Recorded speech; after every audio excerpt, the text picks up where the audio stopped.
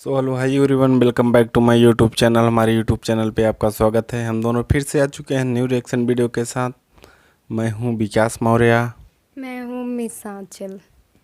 हम लोग देने वाले हैं दबंग स्टार खेसारी लाल के सॉन्ग पर रिएक्शन। जो गाना अभी अभी आया है, बहुत ही ज़बरदस्त सॉन्ग है। गाना है पलंगिया हाला करेला, बहुत ही बढ़िया सॉन्ग है। उस पर हम लोग रिएक्शन देने वाले हैं। चलिए देखते हैं हमारा रिएक्शन कैसा जाता है। अगर ये वीडियो हमारा पसंद आएगा तो हमारे चैनल को प्लीज़ सब्सक्राइब कीजिए और वीडियो को लाइक कीजिए। कमेंट बॉक्स में लिख देना कि हमारा वीडियो कैसा लगा, आप रिएक्शन वीडियो कैसा लगा आपको। चलिए यहीं पर वीडियो स्टार्ट करते हैं। ये दबंग स्टार खेसारी लाल का है सॉन्ग, बहुत ही बढ़िया है। चलिए हम वीडियो को स्टार्ट करते हैं। Let's go.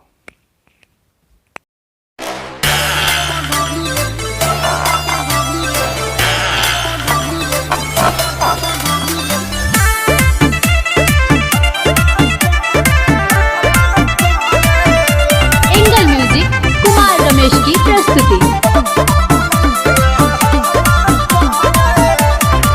हो मजबूर तो के राजा जी रख देले रात में, चिकन चिकन गलिया दबा देले दांत में। ये सब सुना ना, मजबूर तो के राजा जी रख देले रात में, चिकन चिकन गलिया दबा देले दांत में। साथी के कोरवा भोरवा ले पिया ये सब की भाला करेला। तो बंद हो खते के वाड़ी के पाला, बंद हो खते के वाड़ी के पाला, पलंगिया हाला करेला। बंद हो खते के वाड़ी के पाला, पलंगिया हाला करेला।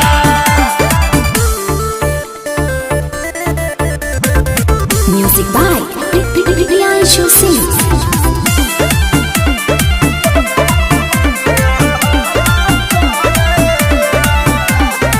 कोई सिंगारी मुर्गी तारी को के छोड़े, बॉडी से कबड्डी खेले देखिया मुझे कोड़े।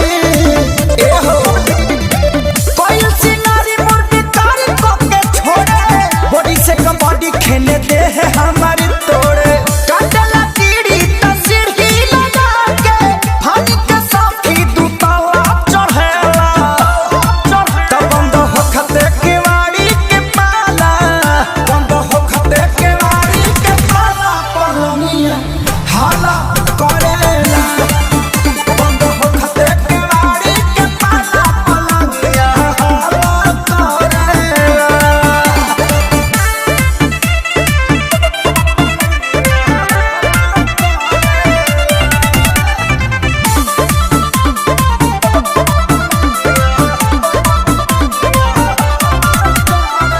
भावे न रहन मुँह से निकलेला गारी, कैले तबाह पीरी यंसु खेसारी।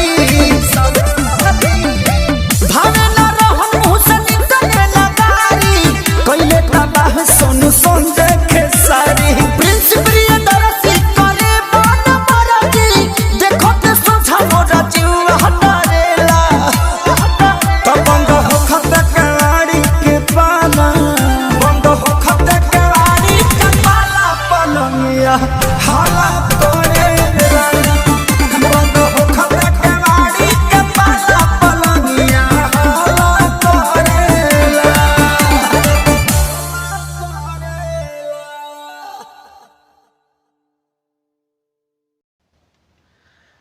अगर ये वीडियो हमारा पसंद आए तो हमारे चैनल को प्लीज़ सब्सक्राइब कीजिए और वीडियो को लाइक कीजिए। कमेंट बॉक्स में ज़रूर बताना कि आपको दबंग स्टार खेसारी लाल का वीडियो आपको कैसा लगा। ऐसे ही हम रिएक्शन वीडियो लाते रहेंगे। चलिए यहीं पर वीडियो हमारा खत्म होता है। नमस्कार, प्रणाम।